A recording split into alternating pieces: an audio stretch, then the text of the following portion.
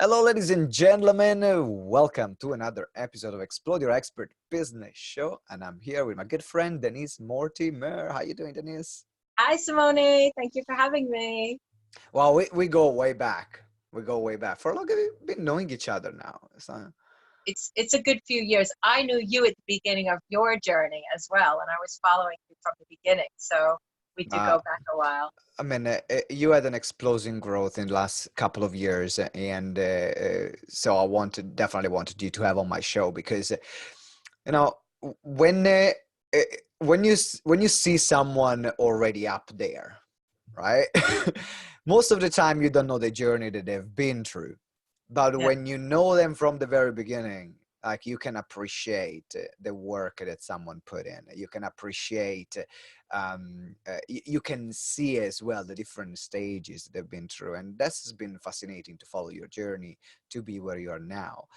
So what I would love to, before we talk about how to create rapid transformations in our life and in our businesses, I would love everyone who is listening to get to know you a bit better, and starting with what motivated you, what moved you to start into this industry. What was your reason why that said, okay, that's what I'll become, a coach, a speaker, a trainer, a therapist. What was the thing for you? Oh, well, that goes back so many years. I mean, I've always been a people person. I've always had an interest in exploring what makes people tick, especially myself, and then applying it to other people. So Hmm. I spent I had a belief system that said you had to work for somebody else. I thought there were two types of people in the world: people who worked for someone else and people who had their own business. And I belonged to the group that worked for someone else. So I didn't know it was possible for me. So whilst I had a drive and feeling that I wanted my own business, I didn't know it was available for me. And so what changed? I started seeing other people. This is it. Like, I'm 55 years old now, and I started watching other people. I kept believing I needed to get another qualification and I needed to do something else to make myself good enough to be my own business. But I started seeing these 20-something-year-olds come through, and I'm like, hang on, how come they can do it and I can't do it? So then Hmm. it was actually my daughter, who was in her 20s at the time, who said, why don't you take your business online? And that was when she planted the seed of actually building my Yeah. own business. Wow. And I think you're talking to a lot of people, whether someone feels that, oh, I'm too old to start, or I'm too young to start, or it's not the right time. Because at the end of the day, I mean, it's like, it's never the right freaking time. Like, or we can go the other opposite, which is always the right freaking time. So I think you're definitely a brilliant example for everyone who looks at others and say, well, but it's not the right time for me to start, or I need something else, instead of just getting out there. Mm, how was that process for you in terms of like getting started in a new industry, doing new things online where you were not using it before? Was it easy? Was it difficult? How was the process for you? It was really interesting because my daughter has a digital nomad life. So she started introducing me to all these tools and all these things that you needed to do. And Hmm. in a way, it almost became stifling because I thought, wow, I have all these hoops to jump through before I can do anything to get started. But then my intuition just kicked in and said, just put a program out there, just run it through a Facebook group. You don't need an email list. You don't need any of the fancy stuff that, you don't even need a website. I had a website, but it didn't really represent me. And so I did that. I just followed my intuition and I dived in and started offering people courses, and surprisingly they started buying them very, very very, very low price, because I didn't believe people would pay me for the knowledge I had.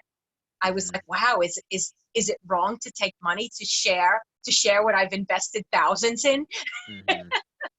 Uh, yeah, I mean, there are a lot of people that are in the same thing. I remember when I started myself as well. I was like, oh, but I don't want to charge, or I just want to give this away for free, or would people pay me? And then I arrived to the point when I was like, okay, no, I want to run a business with this. So I got to start charging, and started my first like session was like £30, and then moved to £50 and, and then moving on. So that's definitely an interesting process. So how then did you build your confidence to then charge more to get to the point where you're at now, where you can demand higher prices without feeling like, oh, is it the right thing, or would people pay for it, and so on?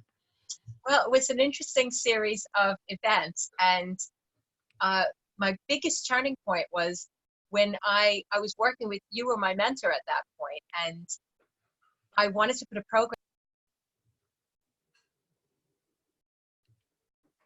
program, Yeah. and do you remember this? And I said, I think I Yeah, said I yeah. wanted to get 100 people on it, and you said to me, get 50 or something like that. It was something around there. And so I ended up getting 47 people on this 21-day program. I remember that. But it turned into a life changer for me. It turned into a real game changer, because actually this is a really another great tribute to you. And I want to share this because this is really important, because I share this with all my clients now. There's always another way to do things. I was doing a webinar one night, and Oh yeah, I you were remember. holding my hand, literally, figuratively holding my hand through the process. You said, "Now call me if there's any problems." And I called you and I said, "My software has failed and I don't know what to do." And you said, "Do it as a Facebook Live." And I was like, "Oh, okay." I didn't even think of that. So I went on very almost defeated doing a Facebook Live, saying I was supposed to be doing this webinar. And so what happened was that a load of people who weren't even registered for my webinar came to my Facebook Live. Mm-hmm. And somebody who watched my Facebook Live then said afterwards, because I was selling my 21-pound course there, Yeah. she said, "Can I introduce you to somebody else? Can I put you in this messenger group?" And I said, "Sure." She put me in the messenger group, and it turned out to be a network marketing leader who then invited me to speak in her network marketing group the next day, where I sold 150 places on my 21-day course. So if I remember that. my software didn't fail, if you didn't tell me to do a Facebook Live, that everything could have been very, very different. So it was a series of seemingly bad events that led to something that was really positive for me. I remember so that night so vividly. I mean, call me is like, oh, the stuff's okay. I say, so okay.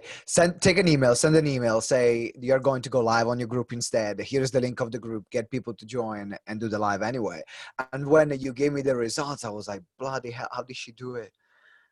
But that's again a representation of no matter what, just keep going, and no matter what, always find an alternative to do what you want to do, and somehow the universe rewards you for that. So I'm just so happy that it turned out in that way. When you told me about the Facebook, the Facebook group, I was like, yeah, let's go. So But this is such an important thing for people, anyone listening who is starting out. This has been that lesson I repeat over and over and over again, because I've run webinars that I had one webinar where 2 people turned up for it. And there were 2 people who, frankly, were never going to buy anything from me, had already been to the webinar before. And I was like, oh my God, they're really nice people. But I ended up doing the webinar anyway and recording it and thinking, why didn't anyone come to my webinar? And I think I must have thought, like, what would Simone do? And so and this is after I'd worked with you anyway, so, but you still left an impression. And so I put it on Facebook. I said, hey, if you missed my webinar, you can catch the replay. And I built my list by 40 people who hadn't even been registered for my webinar afterwards by sending them the replay. Yeah, yeah. I So there's mean, always a way. absolutely, there is always a way, and we all need those turning points, those turning moments to validate, to almost give us proof or permission to go and charge more or play a bigger game. And those turning points that consistently happen can be at the beginning, when it's just from doing a webinar, moving to a Facebook Live, or it can be when you're speaking on stage for the first time in front of thousands of people, and that becomes another breakthrough to set a new standard for you. And so that's the game where we are in. So now I know that then you had another leap. In terms of like your business growth, because in particular, I gotta say, in the past 12 months, and I wasn't involved, we haven't been working together for a couple of years now, but you had another leap. So what happened in that period, and what got you to get to that next stage where you're at now? I've probably had two leaps since then. So one was 2018. I've worked ever since I think you were my second mentor, but I've always been working closely with a mentor. And I, I worked with someone who was really pushing me for, to make statements. Even now I have on a vision board, the amount of money I want to be earning. And I started doing more mindset work than I'd ever done before. Mm-hmm. And I made a commitment to myself that 2018 I was going to make £100,000. And I did. And, it's a vanity metric because it was £100,000 turnover, not £100,000 profit. So let's be clear for anyone listening that, turnover and profit are two different things. But it was £100,000. I was like, yes, I did what I said I was going to do. And it was about doing the mindset work. It was really just applying every day. I thought I have nothing to lose. I've just paid a huge amount of money to work with a particular mentor. I have nothing to lose and everything to gain. So every day I did the affirmations, I did the intentions, I looked at my vision board, and I believe that was very conscious efforts. And I believe and I'll talk about the subconscious in a little bit, but I believe with conscious efforts, you can get to a certain point. And I believe that was what got me to that next step in my business. So that's the mindset work, and committing to it. That's the thing about you, though, that makes it different from a lot of other people, is the daily commitment to the craft and to the work, whether it is to improve a particular skill. It can be a business skill or a mindset skill. Nothing comes just by saying, oh, I'm going to do this, but it's the process and the commitment to the process that then make the results happen. That's what you did. You committed to do the mindset work. I remember, like, when we were working together, you committed to do the online work, doing every day, everything, every single day, showing up, and you got the results. Do the mindset work, next leap. And so what happened now? You said that you had another turning point. What was your third turning point? So the turning point was actually late in 2019. So it's been a very recent thing where I got to a point where, quite frankly, I'll be really honest and vulnerable, that I was starting to attract clients that were less than ideal. They were struggling to pay me, and I didn't want to work with clients who were struggling to pay me. I wanted to work with clients who felt aligned with me, who felt really excited about working with me. And so I booked myself into something called rapid transformation therapy. And I went almost like skeptical, thinking, well, what is this going to do for me? I've done it all. I've studied NLP, I've studied coaching, I'm a positive psychologist, I know it all. So I kind of didn't believe it was even going to work for me, because I thought I've done all the clearing of my subconscious blocks. But when I had the rapid transformation session, I immediately knew. In fact, I kept getting intuitions back in September. I kept getting nudges thinking, hypnotherapy. And I'm like, why do I keep feeling like I need to do something with hypnotherapy? Then I had my rapid transformation session, and I believe it shifted what I'll refer to as my vibrational frequency. And I immediately started attracting a different quality of client, people slipping into my inbox asking how can they work with me, and not even asking the price. And I was like, this is crazy. This is crazy. And I had written on my mirror, I still have it written on my mirror, every day is payday. Yes. Every day is, I love it. And every day has been payday. Every day has been payday, because I cleared. There are things that we don't know that are blocking us. We may be able to refer to them and say, oh yes, this happened to me when I was a child. But unless we go there and re-experience the pain and choose and acknowledge how it's impacting us and then let it go, we can hit a certain level. And that's what I did. I hit a certain level, couldn't get beyond. And now I feel like I've broken through to the next level. This is brilliant. So let's start talking about this now, because now it's time to talk about this the subconscious mind. It's time to talk about the rapid transformation therapy. So how is that different from other types of work? Because every time I see you online, you're always talking and really swearing about this therapy, and it's something I never done myself. So I've done a lot of other kind of work. You've done a lot of other kind of work. What's now the difference element that it brings to be so effective? The difference that makes the difference is that most of us can do the conscious work. We can do the affirmations, we can do the gratitude, we can do the daily, the daily practices. But up to 98% of what we're doing is driven by subconscious, and our subconscious is developed in our early years. It's almost like this human flaw.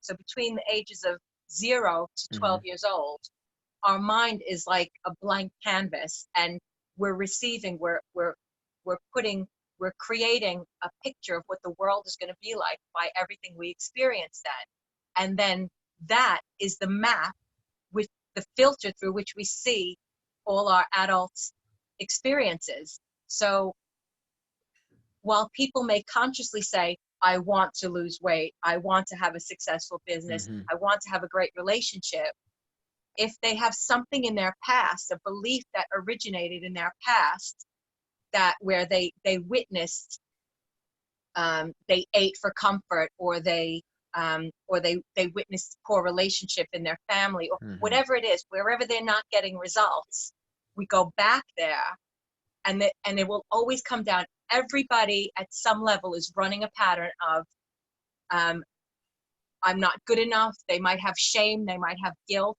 and it's about going back to finding out how they recorded it, because it's like recorded in their DNA. So we go back to where it's recorded. We allow them to identify how it's impacting their life, and then we change the belief, and then they listen to a meditation, a bespoke meditation for 21 days. I got chills just talking about it, because I've seen, Simone, I'm seeing people like have miracles happen in their life, because I believe if you look at the energetic frequency scale, if you're experiencing guilt, shame, despair, powerlessness, that's really low level vibration. So no matter what you're doing at a conscious level to try and overcome that, all the affirmations in the world won't make a difference until you've cleared the underlying systemic vibration. Yes, yeah. And then Absolutely. when you do that, people are just like, and they almost forget how bad it was, and it might have been bad for 30, 40, 50 years, and they forget how bad it was, and suddenly they're like, I'm literally getting clients saying, I had a surprise client turn up, I wasn't expecting that, they've paid me in full, I've had this opportunity, this is happening, that's happening, and I'm just like, this is amazing. So how is that different, like, in terms of from like hypnosis or EFT? Because also these other, which I know you have done, or NLP, for example, which they are practice that they somehow work on a subconscious level. How then it becomes, so I know that, for example, these affirmations are more like at the superficial level, like making conscious, Yeah. somehow it will drip in the subconscious. Yeah. But now we are talking about something different. So is that something that complements those practices? Something is better? What has been your experience? I think, because I've been thinking a lot about this, because this has really worked for me, and we all find the way to enlightenment that really works for us, and then we attract the other people who believe that that modality is going to work for them. So I've tried EFT, and I'm like, yeah, I really like it, but I didn't immediately feel like, oh my God, I need to go and share this with the world. But I believe it really works. And for anyone who feels like they can't wait to share it with the world, I think that's brilliant. That's their thing. Yes, totally. Got it. Totally. Got it. It's so they're not right or wrong. And I think people need to find their way, find the person who you believe is going to help you to unlock. This is such a refreshing approach to hear, though, because, a lot of time go to people that are so into a certain modality. It's like, no, this is the way. This is the best way. And I'm more like, well, there are other people that say that, say the other practice is the way. So What I'm hearing you saying is that all these modalities that work on a subconscious level, they work. But Yeah. then depending on your path, depending on who you are, depending on whatever, something that we don't know, uh, there is something that will work for you, or you will need different things to work for you at different points of your journey. And the way you feel it is when you have that particular practice, or when you have experienced that. If you have that, oh my God, people need to know this, that's a clue of this is the right thing for you. Is that what you're saying? Yeah, absolutely. Right. That nobody's wrong in their approach, and if they feel that that's the right way, it is absolutely the right way. And the kind of clients I've got turning up to me, and this is going to sound really weird. I had someone turn up in my inbox saying, "You came to me in a dream, and I know that you're going to help me." And this person has had massive breakthroughs, and this person has said to me, "I believe you're part of a prophecy for me." And this person is like, Wow. just absolutely, and I'm like, I'm understanding more about energy. I used to think energy was like for weirdos and woo-woo people, but the whole quantum thing is real. We So are let's all let's just talk about energy. let's talk about that. Let's talk about the quantum. Let's talk about this field of energy. Tell me a bit more about what has been like more your recent discovery, is it your recent understanding now that you're working even more in this field? So I did a talk last weekend called and I never would have done this before because I would have felt like I needed to study something to do it, but called How to Take a Massive Quantum Leap. Because a quantum leap, for me, what I'm seeing, a quantum leap just means a massive leap. So they're taking a quantum leap when they're shifting their energy. They're still the same people, but they're an upgraded version of themselves. They're no longer operating with a base, a subconscious base that they didn't even know, a Mm-hmm. subconscious base that is saying that, I'm full of guilt, I'm full of shame, I'm full of powerlessness. They're vibrating at a different level, and they magnetize people in a different way. Like suddenly you're magnetizing people to you just because your energy and time and space, and someone in New Zealand can feel it in New York and they're contacting you. And like, it really is crazy. When your energy changes, everything changes. And that is a quantum leap. Mm-hmm. So, in terms of affecting those energy change, like what are some of the things that are making the shift of energy difficult that we'll need to work on? So you mentioned already things that are happening in the childhood. Is there anything else that affects the changes in this energy field? Yeah, there's got to be a willingness to believe, because everything is belief based. You've got to believe that you can shift something. There's no point in undergoing a process with, you can be skeptical but be open to the possibilities. And you also have to, there is literally just a little bit of work to do once you go through a process of uh, uncovering the old limiting beliefs. And that's just listening to a meditation every day, because it's implanting, installing those thoughts that you needed to hear as a child, things that would have really helped you Hmm. to be the best version of yourself. Sorry, I think I went off piece with your question there. I don't think I answered the question properly. Yeah. So the question was like, what other factors stop this shift of energy? It's like Okay. that's was the question. Okay. People are scared. People get scared of doing that. So people are afraid of two things: failure and success. Mm, so, yeah. so some people are like, some people have wanted to book with me, but they're terrified because they don't know what's on the other side. They think suddenly, I don't know, they're going to be brainwashed, but they are. But the fact is, they're already brainwashed. Mm, Everything that you're doing is a representation of your current state of brainwashing. yeah. Yeah. So I'm just going to brainwash them to not forget what happened in the past, but neutralize it and give them the install new beliefs that are going to help take them forward, so they're not constantly, because right now, then anyone who's not getting the results they want in the world of law of attraction, they always speak about becoming a vibrational match for the thing Yeah. that you want, right? You've come across this before, vibrational match. And this is where I was getting stuck. 2019, I spent most of 2019 like listening to Abraham Hicks and studying this stuff and going, how do I become a vibrational match? How do I become a vibrational match?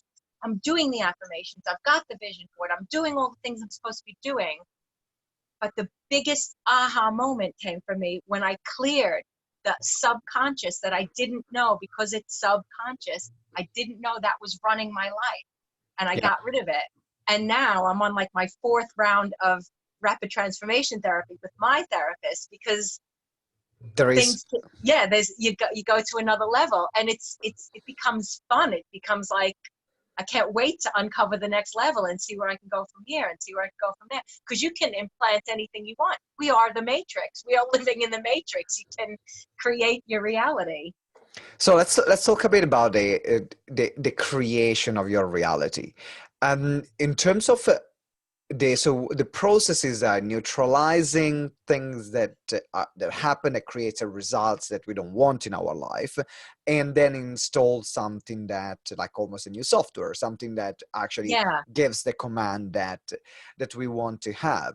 So what are some of the things, for example, that from your own personal experience you had to neutralize, if you want, choose the one that you feel comfortable to Yeah. share, Yeah. and some of the things that you decided to implant instead of that? Yeah. So I think beliefs about money, like almost feeling that, and I think a lot of service-based entrepreneurs, people who want to help, have this problem that they're afraid to charge, or they feel bad about charging because they feel like almost what they do is like a gift to the world. So they get embarrassed about money. And so I was feeling apologetic about money. I was like, I really want to help these people, but I feel really bad. And should I charge this? Maybe I should lower my prices. So I didn't have a congruence with what I was charging. And I had to feel differently about that. Like I said, on my mirror, it says every day is payday Yeah. now. And so when I shifted that, and I actually believed, because I do believe in what I do, but I had a money belief that was thinking, oh, I need to be charitable. I need to give to people. But when I believe, now I have an absolute belief that what I'm giving is of tremendous value to people, and energetically they feel it too. They're feeling it. So I'm not coming from that place of, Yeah. I feel bad, because And everything is energy. did that come from like the fact of charging for you? Did it come from something that happened in your childhood? Something that Yeah. happened? Yeah. It The- would have come from, yes. Yeah. Just beliefs, things about my dad. Like, and I've just realized as well, something I need to work on, which these things just keep coming up. Every year, probably from September to January, I start panicking about taxes. And Mhm. I'm like, I don't want to panic about taxes. I just want to be cool with it. I just want to be good Yeah. about taxes. And so I thought, I don't have to panic about taxes. I can install a new software about how I want to feel about taxes and manage them differently. And it's not turning a blind eye to it, but it's about choosing how I want to respond to it, and then putting the plans in place to make sure that I respond according to that. And Yeah. that goes back to my dad. My dad was always like, goddamn taxes, So, so that's what I witnessed. And, love him. He was a wonderful man. And this is another thing as well that Yeah. people don't want to admit to. Sometimes, we love our parents, but our parents can be the thing that screws us up the most. I think it's almost their job to screw us up. They'll be, you can love them, and it's not disrespecting them to acknowledge that they didn't always make a decision that enabled you to be a powerful and completely competent person. Sometimes they disable you by saying, I'll do that for you, I'll do that for you, or those goddamn taxes, or whatever it is that they're Yeah. saying. That's and you're shaping your whole life based on what you're observing there. So your job as an adult, if you've got a pattern that doesn't help, is to break the family pattern and to Mhm. move into a new direction. You don't need to carry that tradition on. You can create a new family pattern, a new A new ancestral way. pattern. Yeah. Sounds like a very powerful process. So now I want to move in the part of the interview which is called the lifting the veil.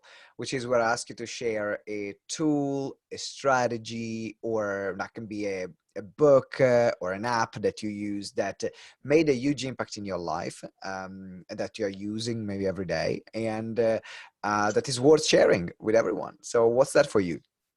I'm going to say three names that I think people should look up, which are really worth investigating. Marissa Peer, who's the woman who originated. So the reason rapid transformation works so well is because it's a really well constructed end-to-end process. It's really well constructed. That's what I love about it. So check out Marissa Peer. Check out the work of Bruce Lipton and the work of Joe Dispenza, because Mhm. they're talking about vibrational energy, how we can shift our genes, how we can shift our through our belief system. So everything there ties in so beautifully together. Just look up anything you can on YouTube about these people, and just keep your Yeah. earphones in as many hours a day as you can and hear. Yeah, absolutely. Marisa Peer, Bruce Lipton, Joe Joe Dispenza. Dispenza. For me, actually, Bruce Lipton was the person that got me to go into coaching. I was very lucky because I was exposed to, I think it just came when I was watching one of the documentaries like 2 o'clock in the morning on YouTube. Yeah. And I watched this documentary about I think the psychology of belief. I think it was called, or the physiology of belief or something like that. And I remember that after watching the documentary, I couldn't sleep at all. My whole body was just vibrating like crazy. And that was the moment where I knew that people needed to know about this stuff. And Yes. that got me into coaching. And I think I was like 22 at the time. So I feel incredibly blessed to have been exposed to that message of Bruce Lipton so early. And is just mind blowing. So, everyone, Marissa Peer, Bruce Lipton, Joe Dispenza, make sure you check them out. So, Denise, if someone wants to get in touch with you, if someone wants to experience rapid transformation therapy or some of the other services that you do, what's the best way to reach out to you? So email is a great way, which is denise@denisemortimer.com. Or alternatively, I have a Facebook group called Denise Mortimer's Big Idea. So you can join the Facebook group or just reach out via email.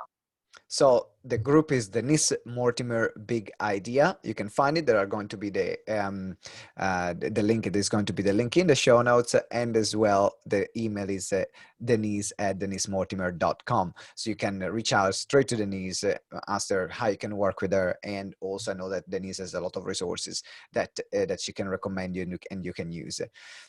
Denise, it's been an absolute pleasure to have you here on the show. Thank you very much for sharing your wisdom. Thank you very much for sharing this the important work that you're doing, and in particular to get us thinking about what runs deeper under the surface and how we can shift that. So thank you very much.